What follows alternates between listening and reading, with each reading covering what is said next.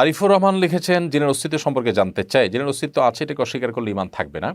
সূরা জিন কোরআনে কারিমে আল্লাহ তাআলা এই নামে একটা সূরাই নাজিল করেছেন। জিনদের সাথে নবী সাল্লাল্লাহু আলাইহি ওয়াসাল্লামের সাক্ষাৎ হয়েছে, তারা ঈমান এনেছে, পরিষ্কার বক্তব্য রয়েছে এবং আরও বিভিন্ন আয়াতে জিন মানুষের উপরে সওয়ার হয় সে বিষয়ে বলেছেন। অতএব এটাকে অস্বীকার করলে ঈমান থাকবে না।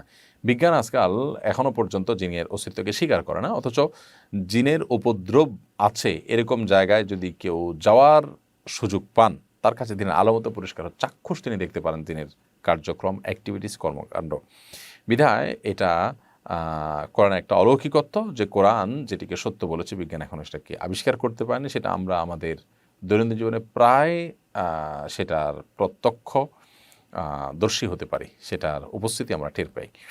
তো এতে আমাদের ঈমান আরও বৃদ্ধি হওয়ার কথা। বিজ্ঞান সব কিছু, বিজ্ঞান তো একটা ধারণার নাম, বিজ্ঞান তো কোনো চূড়ান্ত কিছু না। বিজ্ঞানের যে ধারণা, বিজ্ঞানের যে তথ্য, সেটা পরিবর্তন হতে থাকে, গবেষণা চলতে থাকে। অনেক কিছু বিজ্ঞান একসময় স্বীকার করে, এখন স্বীকার করছে, আবার অনেক কিছু সামনে স্বীকার করবে।